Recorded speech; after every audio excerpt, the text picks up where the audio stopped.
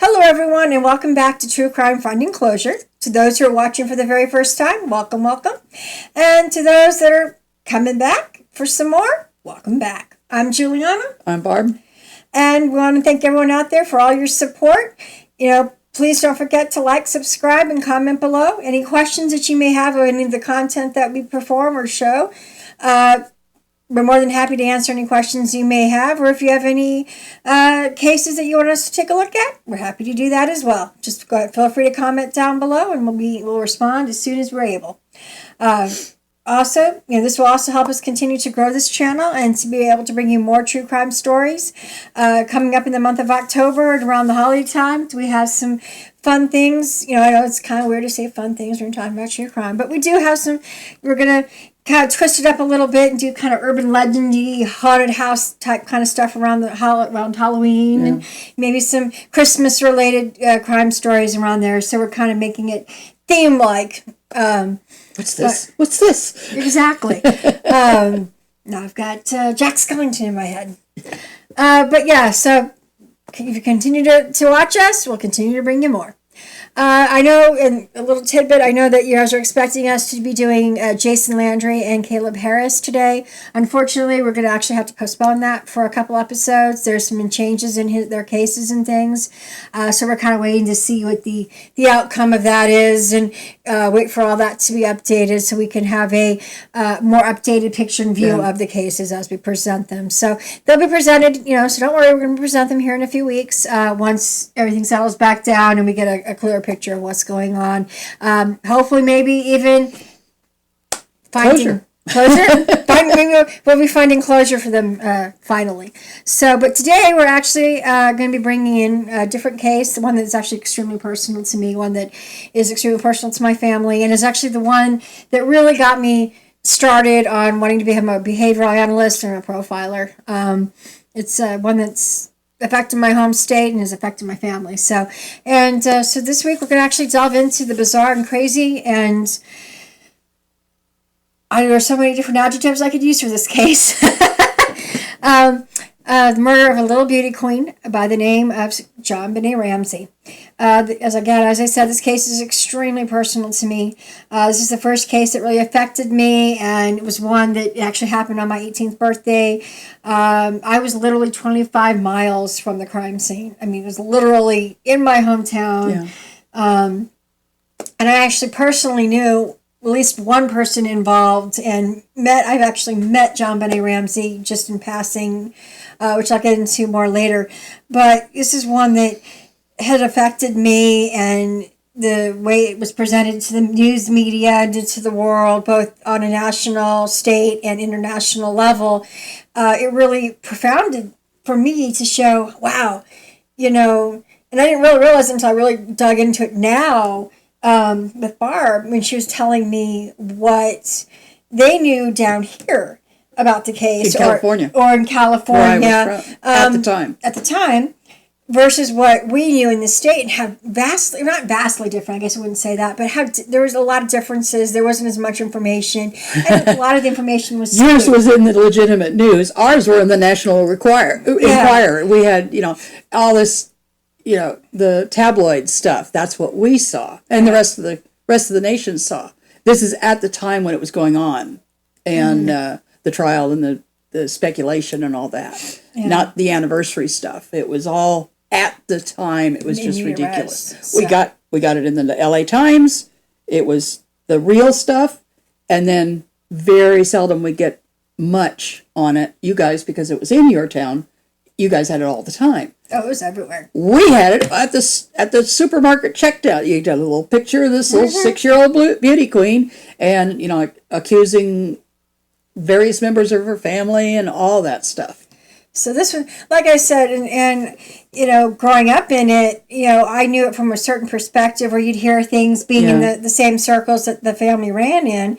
We would hear things. Oh, well, they were in this, or involved in that, or it was this, it was the mom, it was the dad, it was the older brother, it was the younger brother, it was insider, outsider. You'd hear all these things. Or the FBI wasn't allowed in, or yes, they were, it was only one, it was only 10. I mean, so many differences. And it really got me wanting to go into this field and figure out, I want to understand criminal behavior. I want to understand what makes them do this, and then when things happen, how to solve it on a behavioral and a forensic level. And so that's and also wade through all the stuff. The public weird opinions and stuff. Well, like we went through here with the yoga shop murders. We had all that nonsense that, the stuff that was cluttering up what they needed to look at. Yeah, the real story. Yeah. And as you can see, as we're going to delve into this here in this, it's actually going to be in 2 parts. This is going to be part 1, and we're going to have a part 2 because this is such a huge, huge case. We're going to be doing it in 2 parts. They'll be loaded right next to each other. It's just that it's too hard. Yeah, so you're not going to have to wait anytime. They're both going to be posted at the same time, uploaded on the YouTube channel at the same time. So you're not going to have to worry about, I'm going to miss anything. Yeah. No, but it just makes it easier for you can, take a break halfway between and stuff, because this is such a well-known, high-profile case. It is very profound. It is I'm going to be presenting a lot of information from my state of Colorado, what I knew on a personal level, and from family and from people that I knew, as well as from the media level and stuff like this. This was actually the very first case that really hit what I would call new media, like all the social stuff. This is the one that really started that chain. But we're going to be delving in that one today. And again, so sit back, grab your bowl of popcorn, and let's dig on in. What do you say? I can do it. Again, this is about John Patricia Renee Ramsey. She was born on August 6, 1990. In Atlanta, Georgia, the younger of 2 children of Patricia, Patsy Ramsey, and JonBenet Ramsey. She had an older brother named Burke. JonBenet's first name combines her father's first and middle. Her mother's first name was used as her middle name, and she was enrolled in High Peaks Elementary School in Boulder, Colorado. Now, she also had 3 older half-siblings that were John Sr.'s kids from his first marriage. They are John Andrew, Melinda, and the other one who unfortunately passed away from a car accident. We'll get more into the family deets here in a little bit. But there were 5 kids total, but the one that was mostly talked about was either Burke or John Andrew, or otherwise John Jr. But she was a kindergartner. She was enrolled in elementary school in Boulder, Colorado. And for those of you who don't know Boulder, Colorado, they're thinking, it sounds like a bigger city. It's not as big as Austin or Denver or it's a small college town. It's about maybe 35,000 people, give or take, and it's like a big circle. It's surrounded by the Rocky Mountains, and it's a college town. That's where Colorado University is. So it's a very I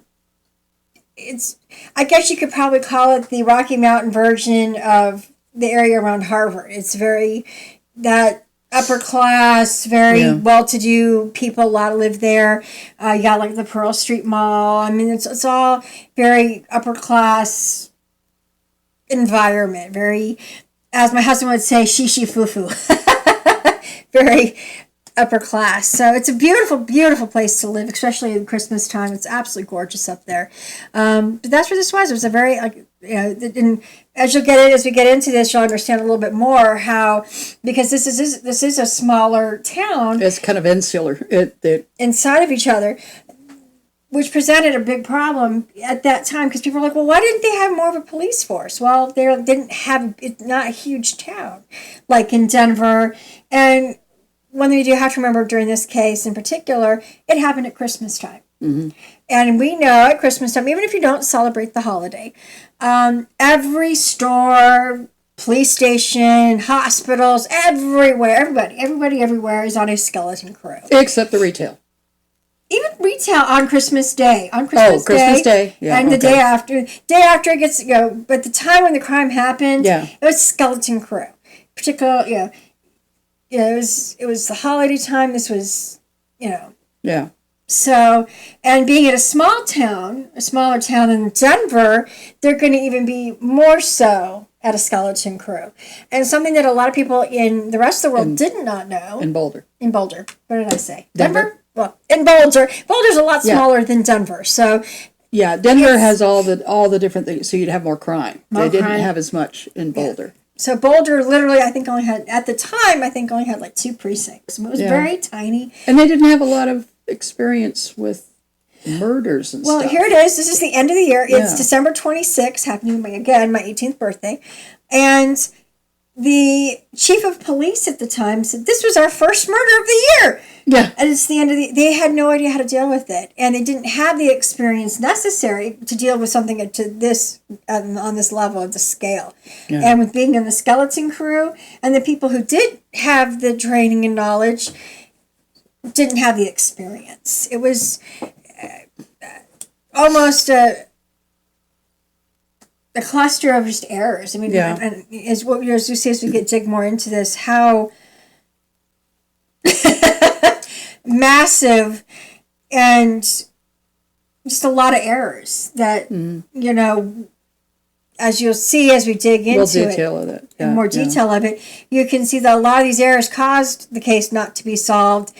But then you also have to question is why these errors were made in the first place. Because they're ones that are, even though they were on skeleton crew, even though they didn't have the experience, some of the things that were done were very, what I would consider common sense, crime investigating 101 stuff that was not done or was not established at the time this crime was committed. So, and you'll understand that here in just a few minutes. But a summary of her case is this. Her father, John, she was, she was an American beauty queen. That was what she was also very well known as. That's the thing that, and something that I had just found out recently, speaking of beauty queen, any magazine, newspaper, things like that, like we have this right here. This was from People magazine. It's like the true crime stories, and there she is, right down there, front and center.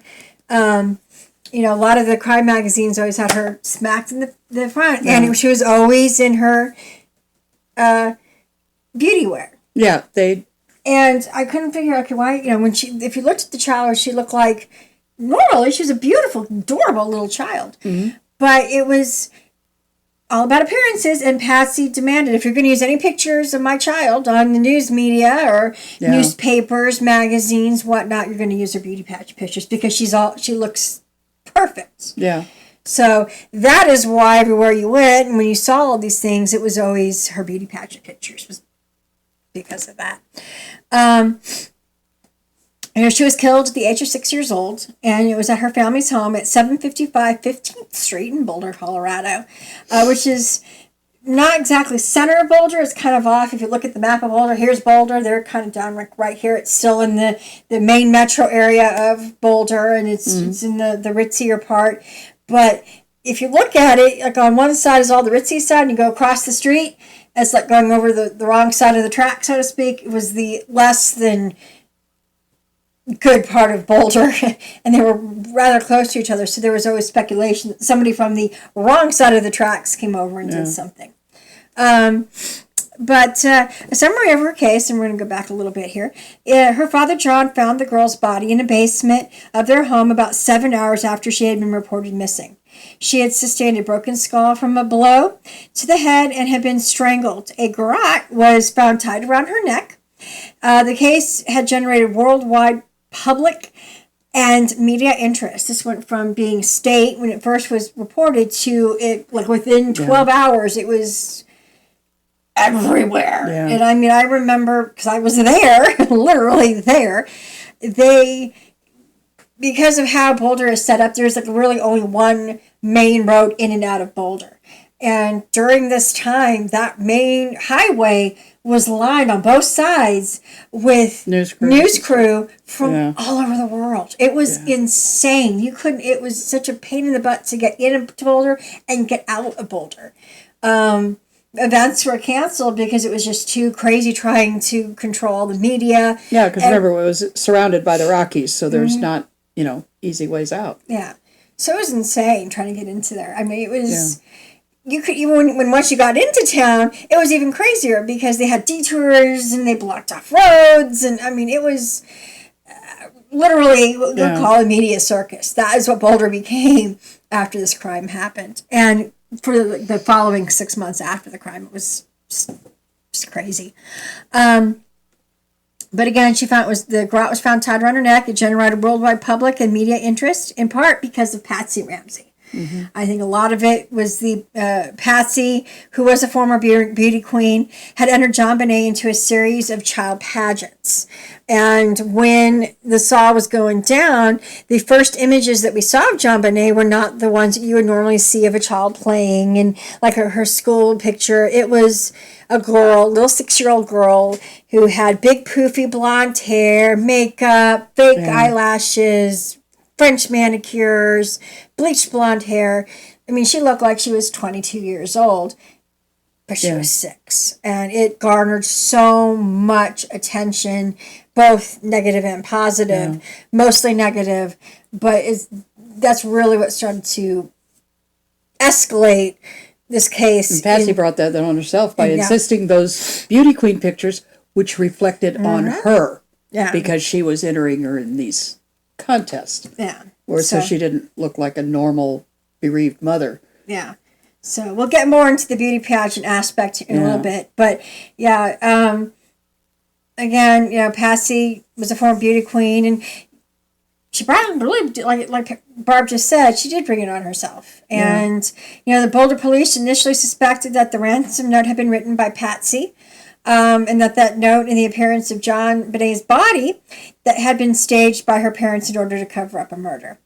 JonBenet's parents gave several televised interviews but resisted police questioning except on their own terms. And that's where a lot of the confusion happened. Well, they talked to police. I'm like, but it wasn't released until later on, like around 2013, 2014. So a lot of the truth behind what really happened kind of came out. And it's like, no, they said, we'll talk to you, but you can't ask these questions. And the questions that they're saying you can't ask are the ones that they had to ask.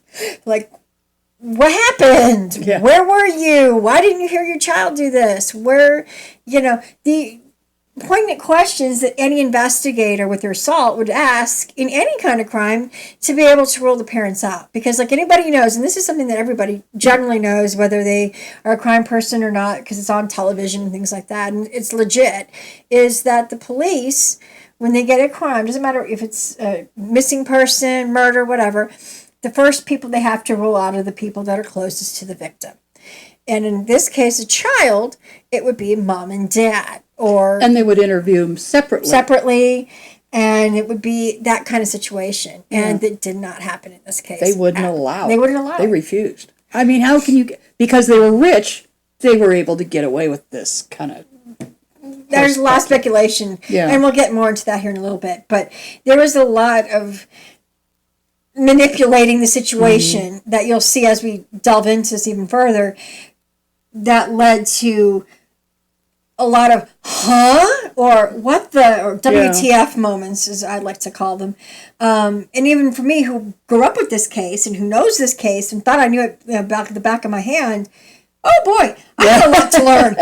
And she could actually attest to some of the looks on my face when I would be watching some of the documentaries or some of the information I was looking up. I'm like, holy, that it was almost like a revelation, and pieces that I could never understand came to fruition or fit. So, and we'll get into that here shortly. But again, they gave several televised interviews instead of actually talking to the police, which actually garnered more speculation and more finger pointing at them. Instead of alleviating, that they did this, they were making themselves more... Yeah, just look so guilty. Guilty and more suspicious in what they were doing.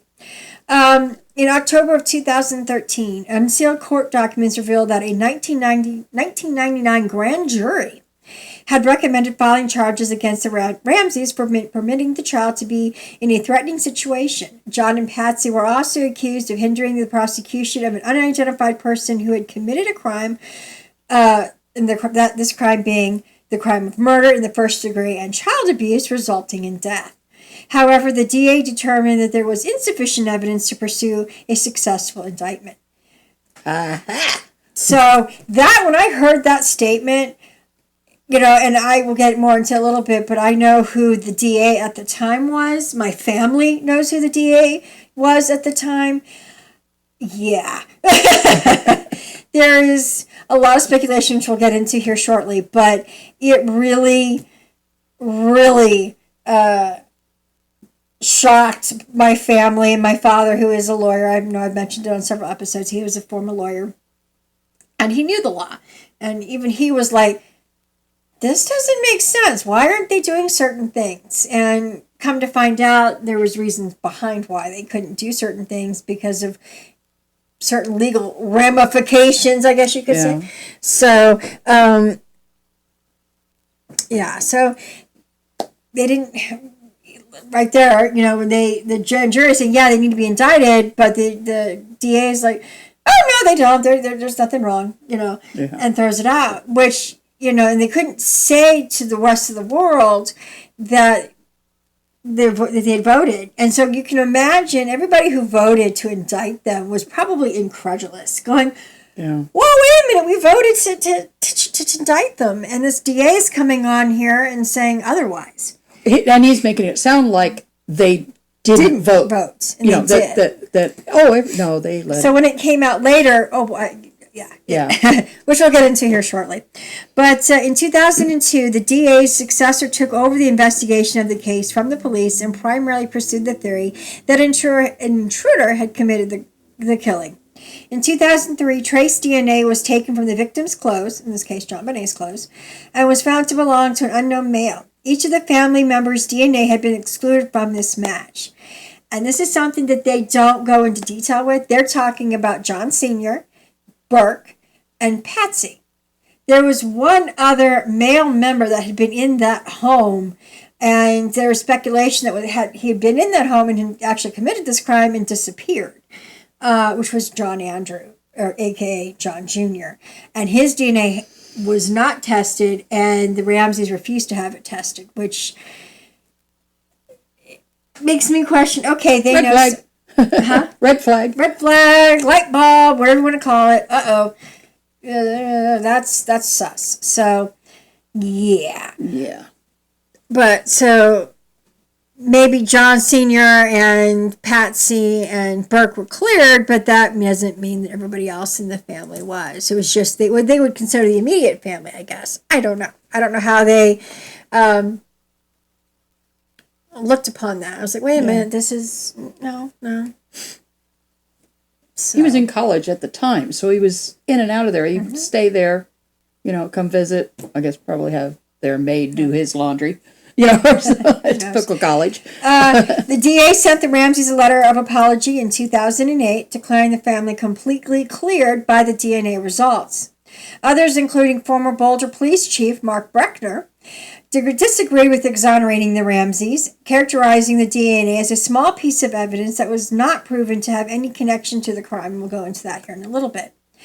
In February of 2009, the Boulder police took the case back from the DA and reopened the investigation and doing it their way. The national and international media coverage of the case focused on JonBenet's brief beauty pageant career, as well as her parents' wealth and unusual evidence found in the case. Media reports questioned how the police handled the investigation from the very get-go. And that was a big thing in Colorado. It was everywhere. Everyone was like, well, they didn't do this, they didn't do that, the woulda, coulda, shouldas, all. I mean, it was literally, and you couldn't pick up a Denver Post or the new Rocky Mountain News without seeing, oh, this was done correct, or some big, huge article disclaiming this, or saying, oh, the police screwed up here, or the FBI didn't do this, and they're making it sound like this is where I came in and was shocked. It made it sound like the local police didn't want the FBI. And for the longest time, for years, I thought that the FBI wasn't allowed in the case. What I didn't know, and I found out just within doing the research for this episode, was that yes, the FBI was allowed in. One FBI agent, and that was Ron Walker. He was the only one allowed. And he was like, there's not much I can do because all of us work in teams. All FBI have their units and their teams, and they work together to do whatever goal is that they're trying to reach. And he's like, I don't know how much I can do without not my team. You have specialists. You have the specialize in different things, or some are bomb tech, some are missing people, a profiler, some are or you got profiler. I mean, everybody has their own strengths and weaknesses. And this gentleman's like, well, I can come in, I can talk to the family, and that was the only family we were only allowed was this one FBI agent. They didn't want the rest of it, which I thought was very, for me as a parent, if my child were missing or murdered, I would want the whole kit and caboodle, or every FBI agent possible in there to help solve this crime. The fact they only wanted one, to me, is plus with their money, that's usually what you hear. I don't care how much it costs. I will, Well, in the words of the guy from Jurassic Park, we'll spare no expense. We want it done. Which, by the way, is probably a really fun drinking game for all you people out there who like that kind of thing. For Jurassic Park, every time he says spare no expense, take a shot. Yeah. You'd be drunk before you even see the first dinosaur. I kid you not. You go out there and watch it. I think he says that like 26 times before you even see the first dinosaur in the movie. It's hilarious. Anyways, I digress. I know I kind of veered off on that, but we try to make things fun. We're talking about serious stuff. Got to have a little fun once in a while. But, like I said, the media coverage was insane on this. It was just, and it was not just at that week. It was for 6 months. It was insane. I had been there, and then I left to go back to Kansas, where my grandparents lived in their farm, and then I came back to Colorado a couple months later, and it was still as crazy as if it had happened a week ago, and it happened like maybe 8 weeks or 6 weeks. It was like 6 months. I came back in June, and 6 months, and it was still as crazy as if it happened the week before. It was just insane, the whole thing. But JonBenet's body was found on December the 26th, 1996, in her Boulder family's residence. Again, she was buried at St. James Episcopal Cemetery in Marietta, Georgia, on December 31st. JonBenet was interred next to her half-sister Elizabeth. That was the name. Elizabeth Ramsey. Who had died in a car crash nearly 5 years earlier at the age of 22. John Ramsey was a businessman who was the president of Access Graphics, a computer software company that later became a subsidiary of Lockheed Martin. His first marriage ended in divorce in 1978, which is kind of funny because that was the year I was born. So, I'm saying that because my birthday was actually involved in this whole kit and caboodle because it happened on my birthday. In 1991, John moved with Patsy, with his second wife, and family to Boulder, where Access Graphics headquarters was located. Patsy entered JonBenet in various child beauty pageants in Boulder, where she won titles of America's Royal Miss, Little Miss Charlie Boy, Little Miss Colorado, Colorado State All-Star Kids Cover Girl, National Teeny Miss Beauty. I know she was also in Little Miss Perfect. She was in several other ones that I know of that I haven't mentioned. But JonBenet's active role in child beauty pageants and Patsy's reported pageant mother behavior were reported by media after the murder. So it went from being like, the whole Dance Mom. I'm sure you guys out there know the TV show Dance Mom. I mean, it's similar attitudes, but it was reported, she must have been a pageant mom. JonBenet must have not done certain things. So you can imagine how it exploded when the pageant stuff came out. Oh my gosh, it was it was crazy. According to statements that Patsy had gave authorities on December 26, 1996, she realized that her daughter was missing after she found a 2.5-page handwritten ransom note on the kitchen staircase at the Ramsey family's Boulder residence. The note demanded $118,000 John pointed out to police on who were first on the scene that the amount was nearly identical to his Christmas bonus of the prior year and very close to the one that he was going to get this current year, which suggested that someone who would have had access to that information would be involved in this crime. Investigators looked at several theories behind the dollar amount demanded, considering employees at Access Graphics, who may have known the amount of John's prior bonuses, maybe somebody in payroll, who knows. They also considered the possibility that the ransom demand was referenced to Psalms 118 that spoke to religious sources to determine possible relevance. None of which panned out. They're like, Right. It didn't fit in one way or another. The long written ransom note was found in the home. The films Ruthless People, Ransom, Escape from New York, Speed, and Dirty Harry have acceptance as sources. In other words, in this ransom note, which I'll read here in just a second, had excerpts or quotes, literally almost direct word-for-word quotes from movies. Few of them that I didn't know, but there's one in particular that I knew immediately, and I'm like, when I first heard it, I wasn't even really paying attention to as this was being read. I was actually elsewhere, and I came into the room and I heard this one phrase, and I was like, that's from Speed. Huh? And there's a couple other ones that I knew were from Dirty Harry, because my father-in-law is a very big Western-y, Dirty Harry kind of movie fan. So that's how I knew that one. So it was like, okay, that's a little odd. And normally when you've got something on that level, it would be more not couth, it's not the right word. What word am I looking for? If you're dealing with, a foreign faction, which is what they say in the ransom thing, you'd think they'd be more sophisticated and more professional in their word usage to write a ransom note that's not going to be quoting movies. Yeah. And also the fact that the dang thing was so long. 2.5 pages. 2.5 pages. That's, we got your kid, give us money. We're going to call, be by the phone. We'll call with instructions. That's all you need. That's what, otherwise they cut out the little pieces of paper of the letters, so you can't recognize the handwriting or match a typewriter. Because it was bizarre to me.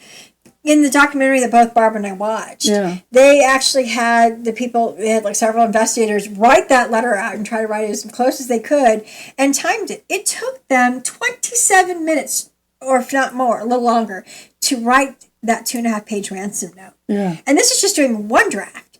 It is known that there was actually found 2 other drafts in the trash can of wadded up paper of a couple other drafts. So in that, you knew they had to be sitting there writing for an extended period of time. Yeah. Who is going to, if they're an outsider and you're breaking into this home and you've taken this girl and you've done unscrupulous things to this child, are you going to sit in the home and wait for mom and dad or somebody to wake up? No, you're going to do your thing and get that. And you have the ransom letter written out, because this is your plan. Yeah. Maybe you have a second one for plan B in case things don't. Okay, we did this. Okay, well, let's got to use the second one. Hence why I say have them ahead of time. A foreign faction. If it was truly a foreign faction, somebody who was professional who'd done this before, they would have backups to backups to backups to backups to backups. They would be constantly prepared and vigilant to anything that could change and can happen. Yeah. In this particular scenario, in this case, it was very evident that they were amateur. Yeah. There was not the length of the note.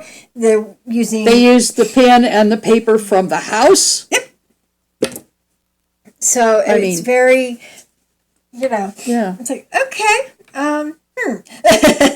But the ransom note was unusually long. The Federal Bureau of Investigation, FBI, told the police it was very unusual for such a note to be written at a crime scene. The police believe that the note was staged because it did not have any fingerprints except for Patsy's and the authorities who handled it, which I think is probably kind of skewed a little bit, because we do know for a fact that letter was handed from one person to another to another to another, so there had to be more fingerprints on that, unless, of course, it was wiped down, which it possibly could have been. Who knows? And because it was included in an unusual use of exclamation marks and initialisms, which is also very odd in a ransom note. You want the people to know who they're dealing with. Mm-hmm. And then the pronouns are changed. They go from I to we to I, we. You don't do that. It's always, if it's a foreign faction, it should always all be we. If it's a single individual, it would be I. I want this, I want that, I want to do this, I understand you, etc., etc., etc. And in this particular case, it was a very combination of pronouns, the exclamation marks, the initialisms, the abbreviations. It's like the silly media quotes. They were repeating stuff, if you do this, she will die. If she does this, she will die. If you do this, she will die. And I'm like, they won't do that. In a ransom note, in a typical and I've seen a real live normal ransom note, and it's very simple, direct, and to the point. We have your intended, whatever the victim is, your daughter, mom, brother, sister, whoever. We want X amount of dollars, whatever it is. And the fact that they knew that the Ramsey family was extremely wealthy, $118,000 is like pocket change. Yeah. So it was just really odd. Considering you'd asked for several $1 million, I wanted it all in 20s and unmarked, a bunch of 20s and 100 bills, unmarked bills without any of the blue ink in it, and we want it delivered here. We'll give you a call at XYZ time, be prepared. That's it. That's all you need. 5 sentences and you'll be done. You get your point out. Life goes on, not 2.5 pages. Yeah. I mean, it was almost redundant and repeating. Okay, we got the point. Right. Okay, we got the point. If we do anything, she's going to die. But knowing, and that was the other thing, knowing the JonBenet, knowing the family, the police was already contacted. So it was just like, okay, that's kind of odd. And also, they don't usually identify themselves. No. I mean, not even a Hail Hydra. No. It would be, and they're talking about foreign faction and the initials of it and everything. No, they want to make it as anonymous as possible. Yeah. The note and couple practice drafts were written with the pen and notepad from the Ramsey home. According to the Colorado Bureau of Investigation, CBI, report, there are indications that the author of the ransom note is Patricia Ramsey. However, the evidence fell short of definition of conclusion. Michael Baden, a board-certified forensic pathologist who had consulted on both sides of this case, said he had never seen a note like this in his 60-year experience. Yeah. 60 years he's never seen a note. And you know that this man is, and I know Michael Baden, he had seen stuff from the FBI, from all different bureaus of investigation, because something, just to clear up a little bit, a lot of people don't know, is that every state except for Texas has a BI unit. And it's usually, like, for instance, in this instance, Colorado Bureau of Investigation, CBI, or TBI for, like, Tennessee Bureau. Texas has the Texas Rangers, which I know that they are actually trying to work to get a Texas Bureau of Investigation down here because of how many people are down here and it's required. But, yeah, so everyone's like, how come it's Colorado Bureau of Investigation? That's because every state has their own. It's on a state level, and then the next one would be the federal level, which would be the FBI. Again, he hadn't seen anything like this in his 60 years experience, and he did not think it was written by an outside stranger because there's just too many. For a random stranger to come into the home and do this, he knew too much information. Mm-hmm. And so this is where I would come in and say, well, if it is an outsider, he could have gotten insider information and help. I mean, there's certain things, in order for this to be plausible, this has to happen. So it's there's an antecedent and a precursor and all this kind of stuff, and it's like, So, but this is the ransom note. Mr. Ramsey, listen carefully. We are a group of individuals that represent a small foreign faction. We do respect your business, but not the country that it serves. At this time, we have your daughter in our possession. She is safe and unharmed, and if you want her to see 1997, you must follow our instructions to the letter. And again, that is very similar to Ransom, the movie Ransom with Mel Gibson. You will withdraw $118,000 from your account. $100,000 will be in $100 bills, and the remaining $18,000 will be in $20 bills. Make sure that you bring adequate size attaché to the bank. Attaché. Attaché. Briefcase. Who the hell uses that word? Briefcase. Briefcase. Bag. Satchel. Bag. I heard that. I'm like, who in the world uses that? The only time I've ever heard the word attaché is with James Bond. Yeah. That's it. And several of these words in here, like business and possession, were misspelled. Or crossed out. And But attaché to the bank. I mean, Who says that? When you get home, you'll put the money in a brown paper bag. I will call you between 8 and 10 a.m. tomorrow to instruct you on delivery. The delivery will be exhausting, so I advise you to be rested. Okay. If we monitor you getting the money early, we might call you early to arrange an earlier delivery of the money, and hence an earlier pickup of your daughter. How many earlies do we have in a sentence? Okay. Any deviation of my instructions, so we went from we to my, will result in an immediate execution of your daughter. You will also be denied her remains for proper burial. The two gentlemen watching over your daughter do not particularly like you, so I advise you not to provoke them. Speaking to anyone about your situation, such as police, FBI, etc., will result in your daughter being beheaded. If you catch you talking to a stray dog, she dies. Which I heard that line, I'm like, I started cracking up. Like, a stray dog is going to be able... That is just... A stray dog? Okay. If you alert bank authorities, she dies. If the money is marked in any way or tampered with, she dies. You will be scanned with electronic devices, and if any are found, she dies. You can try to deceive us, but be warned that we are familiar with law enforcement countermeasures and tactics. That is a phrase you hear a lot of times in movies, countermeasures. Yeah, I was just going to say, they're familiar with them from watching them in the movies. And scanning for electronics. Yeah. This is, okay, let me remind you people out there, this is 1996. 1996. We barely were scanning for metal detectors and stuff like that. This isn't like Total Recall or something like that. This is like, they're quoting stuff from movies that doesn't exist or didn't exist at the time. Some of it now exists, but at the time it didn't. And it was just, okay. We will scan. Well, we're just kind of looking at you. Bizarre. You stand a 99% chance of killing your daughter if you try to outsmart us. Follow our instructions and you will stand a 100% chance of getting her back.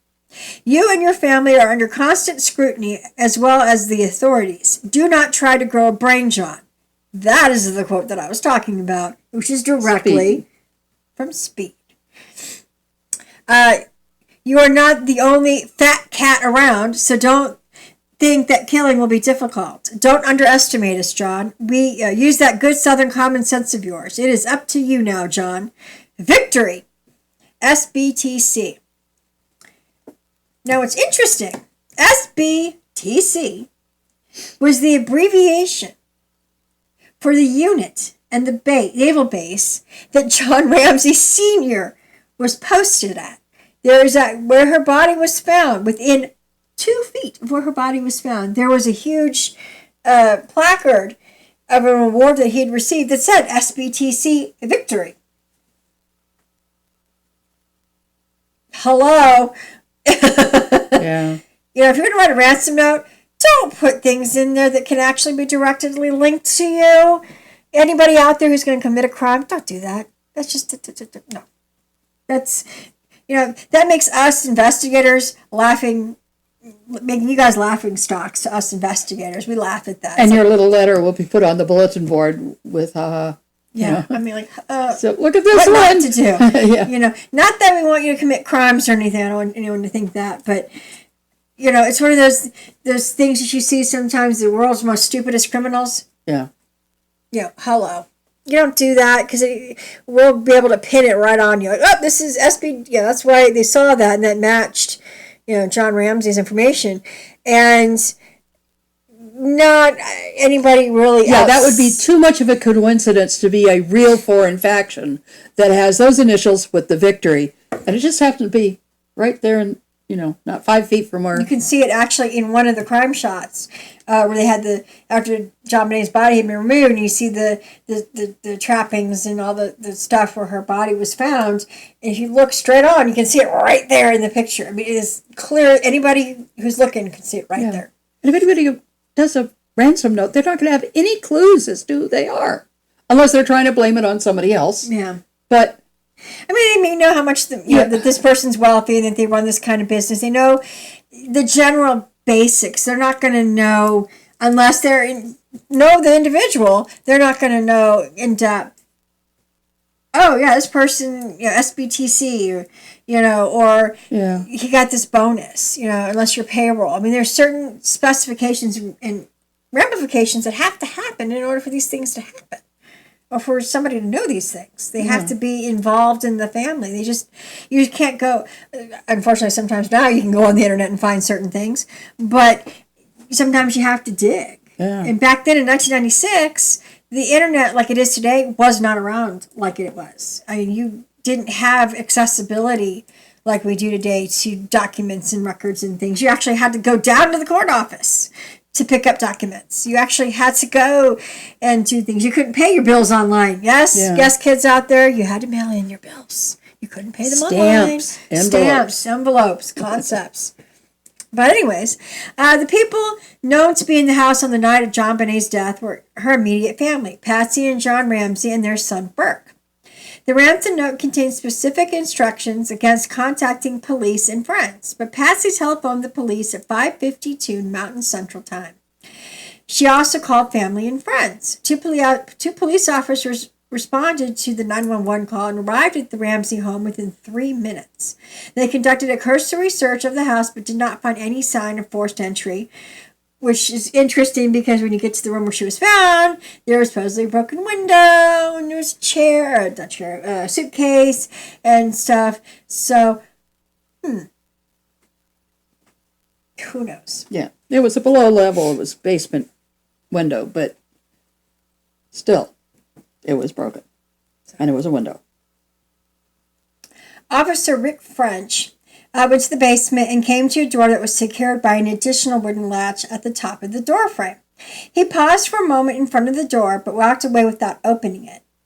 French later explained that he was looking for an exit route used by the kidnapper. Since the wooden latch on the latch was holding the door closed from the inside of the house, the kidnapper could not have used this door and then closed the latch from the inside, ruling this out as a possible exit. Unfortunately, JonBenet's body was later found behind that very door.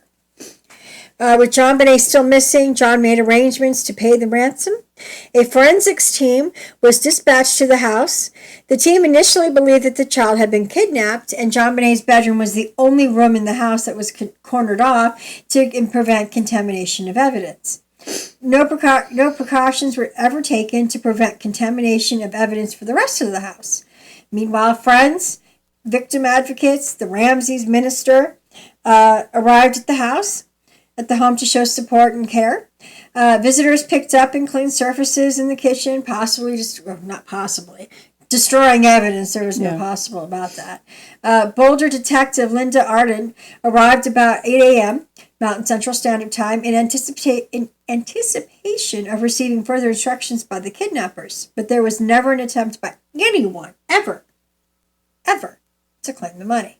So like I said, there was a massive contamination of evidence. Mm-hmm. When those first two officers arrived at the scene, they should have immediately cornered off the entire house, because you never know where, even though she was in her bedroom where she was last seen, we don't know what that kidnapper, if it is truly an outsider, was doing. He could have been anywhere in that house, and considering that apparently he wrote this ransom note and it came from inside the home, he sat there for 20 minutes. We know that there was a bowl of pineapple. She was found downstairs. I mean, there's so many different things. They should have cornered off the whole house. I don't remember if it was mentioned, but the family was at a Christmas party all day. It was a thing. They didn't get home until like 9 p.m., or 10 o'clock, something like that, yeah. Yeah. And so if he was there hanging out, that's when he was writing. They weren't even home. And he was sitting there writing that's when he could have been writing. And once they got everybody to bed, it's four floors, 3 living floors and the basement. So he had plenty of places to hide. It was a big house. Yeah. And then once they went to bed, he could go, quietly drag her down. feed her pineapple because she did have pineapple in her stomach. Yeah. Her intestine. So, which we'll get into here in a little bit. But that's what I'm saying. In order for certain things to have happened or to be plausible, other things have had to be in play. Right. And normal, again, what I said earlier on in this telecast was, common crime 101 things. It is very normal crime 101 to block off the entire crime scene. That means the entire house. Making sure nobody's in there tromping around, damaging, cleaning bowls that could have had evidence, which we did find out did have evidence. Yeah. We just didn't know it until after the autopsy. But there could have been fingerprints, since they used the note, they got the note from there. So that there would have been fingerprints all over the place. And, or just the possibility, because they don't know how they got in yet. So they should have herded everybody out into the front yard saying, no, nobody's in here, block it off. Since the family started coming over, they shouldn't have been allowed in at all. At 1 p.m. Mountain Standard Time, Detective Arden asked John Ramsey and Fleet White, who happened to be a family friend, to search the house to see if anything seemed amiss. And on a side note, I know I mentioned a little bit earlier, the ransom note was not only handed around from cop to cop or detective to detective, it was actually handed around to friends, the pastor, everybody that was sitting around in the circle. Going from yeah. Like you're passing around a card or something that you got for Christmas. Oh, look what I got here. Yeah, so it was fingerprints. What? Yeah, it made just much sense. Yeah. None. So after the Detective Arden asked them to do a search, they started to search the basement. John opened the latch door, which Officer French had overlooked, and found his daughter's body in one of the rooms. JonBenet's mouth was covered in duct tape, a nylon cord was found around her wrists and neck, and her torso was covered by a white blanket. John picked up the child's body and took it upstairs. When JonBenet was moved, the crime scene was then further contaminated even more. Yeah. And critical evidence was disturbed for the returning forensic team. So essentially, he opens the door, he sees the body, he picks her up and moves her. And to begin with, the police officer should have never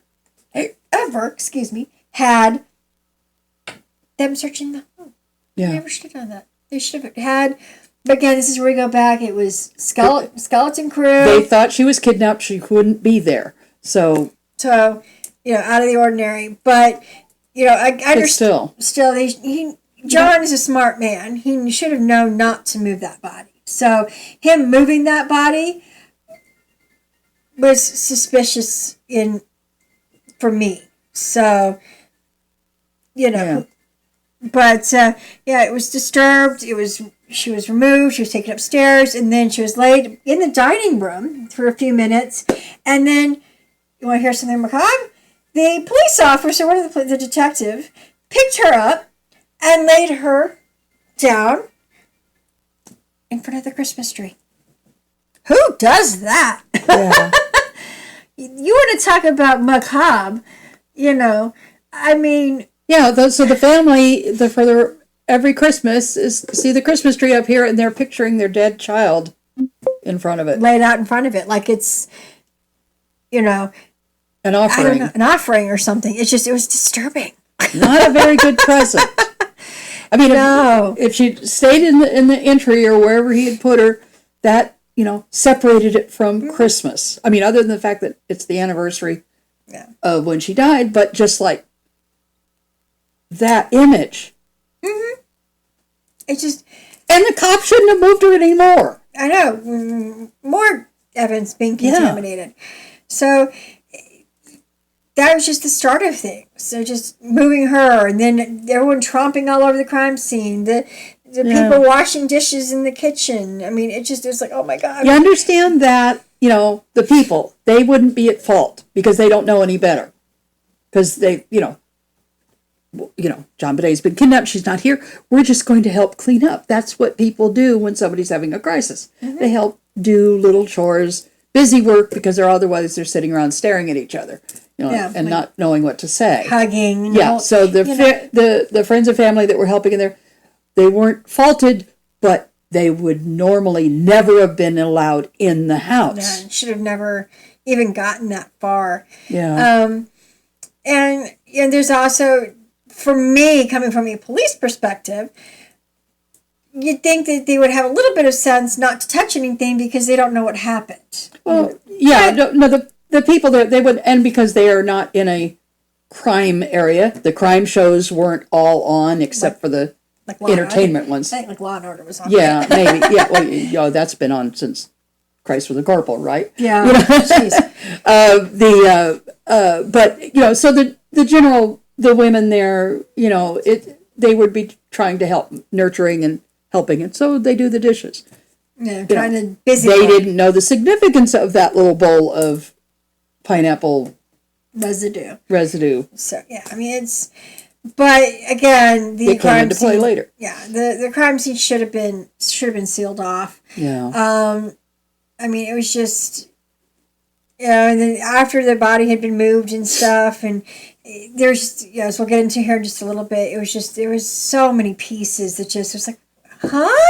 I mean, I know this is where, because they had the skeleton crew, and that was something that the detective wanted to immediately call in the FBI. She wanted to. But she was told by the chief of police at the time, no, we can't do that.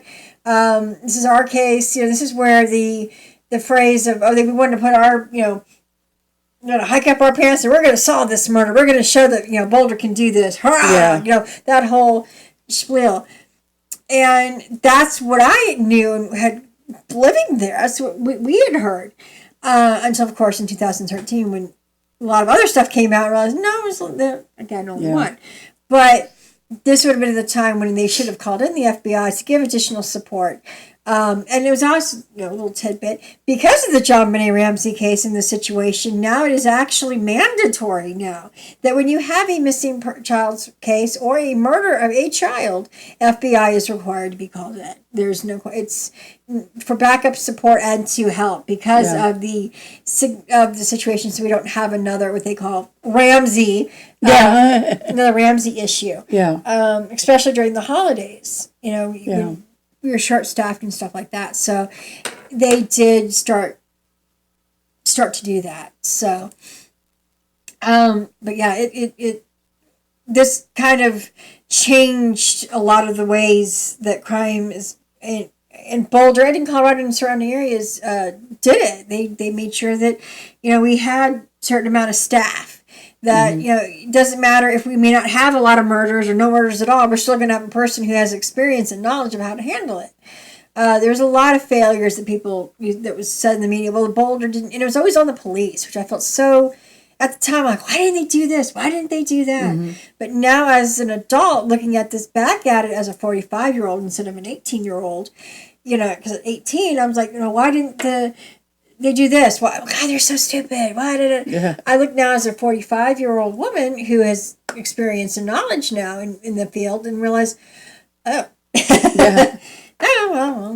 And people are like, they live and learn. I'm like, oh no, this is more than living and learning. This is, I really screwed up, and I don't fully blame them now because, as we'll get into here in just a few minutes, there are other stuff that they wanted to do that they were not allowed to do because their hands were tied. Were tied by certain ramifications, and they're like, well, we need to investigate the family. We need to talk to mom and dad separately. We need to talk to Burke, and Burke was taken away. And I mean, there were just so many factors that made them look suspicious. And at the time, Governor Bill Owen of Colorado basically made the statement.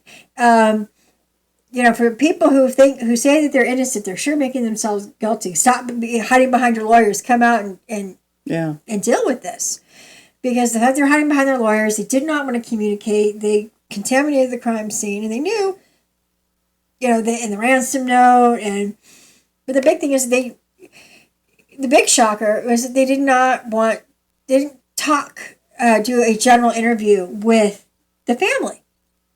Their family did with the police, excuse me. But yet on December 31st, it was December 31st, that afternoon, after they buried their daughter in the morning, that afternoon, like several hours later, They went on CNN.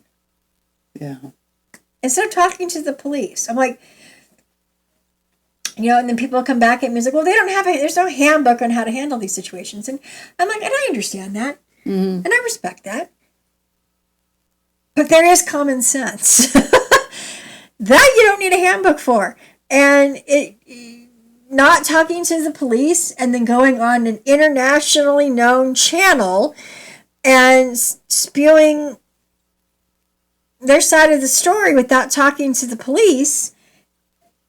You know, it's like, you know, why don't you talk to the police? And the police are like, you know, what? They didn't even know about it. Apparently it had been like, and this is from what I heard, they didn't know that the Ramseys were doing that. They happened to be in the precinct and they had the TVs on, and it came popping up on the TVs. So, what are they doing? And they saw this and they're like, what the? So they're recording this so they can get all this evidence. Yeah. And they're like, the chief, Beckner, was like, what? He just kind of sat there gobsmacked. He's like, did anybody know about that? He's like, no. Why didn't we know about that?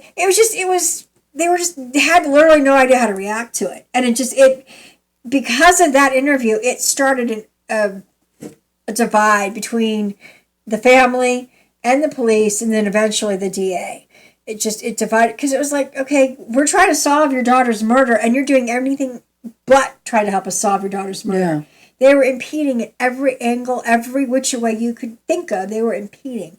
And we'll get into that here and just get a little more in detail into that in just a second. But I wanted to get a little more in detail because this is, you know, they're finding this body. The scene was completely contaminated. The house was contaminated. The only one that wasn't, which, if you look at it, probably she was never probably in to begin with. She probably was in the kitchen getting her bedtime snack, and when whatever happened. So she was never in her room. So they didn't have any problem with them searching her bedroom because she was probably never in there. That's what that's my personal opinion or speculation, because they were so adamant that the investigator or CSI investigators and crime people couldn't go anywhere in the house. They go to her bedroom, no problem. Go there, have fun upstairs. And they had free reign of the top floor and the next floor, which is where the kids' bedrooms were. Free reign. Anything below that, they were not allowed.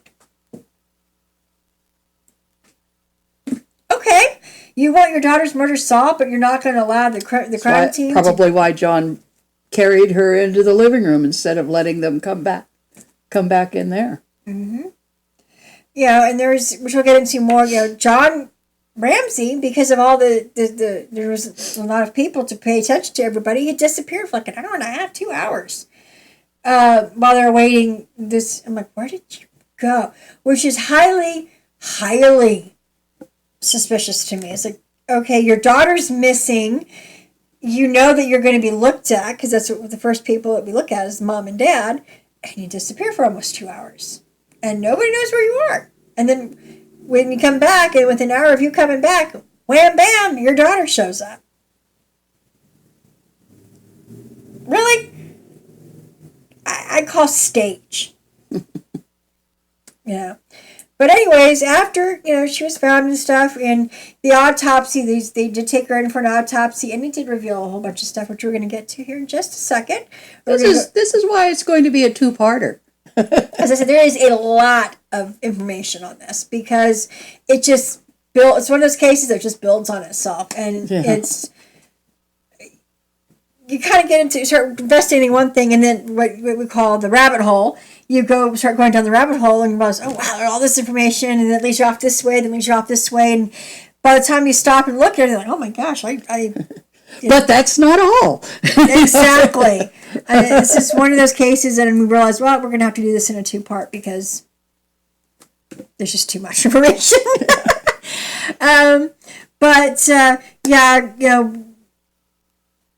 John and his bizarre behavior and all that kind of stuff and everything, and once they did find the body, they immediately got the medical examiner's office in their van and transported her they wanted to do an autopsy quickly. As I said, the scene was already contaminated. They were trying to salvage as much evidence as they possibly could. So they got her removed from the scene. I think it was like within a couple of hours after her being found. Mm-hmm. but when it changed from being a missing child to a murdered child, it went from being a panic, hope type environment Right. to Despair and speculation and finger pointing and almost damage control kind of atmosphere, from what I understand. So yeah, because now it really had a major ramifications that the crime scene was, if she was just kidnapped and taken, there's not as much crime that might have been, all over the place, except the fact that if it was an outside person, they had free reign of the place while they were all at the party. Yeah. And so it could have been walking around touching everything. But once it was a murder, then okay, she's here. Now all the evidence is here. It's not taken out of the home. And that's when they realized, oh shit. Yeah. Excuse my language. Beep beep beep. Here. We screwed up. We screwed up. It's now become a crime scene. It went from being it's still a crime scene because her child was missing, but it now becomes a homicide crime scene, which is a totally different crime scene than a missing person crime scene. And everyone's like, uh-oh. Oops. They're running panicked and trying to figure out, applying damage control, trying to salvage the crime scene, which... Oops. It was already too late, so... Yeah.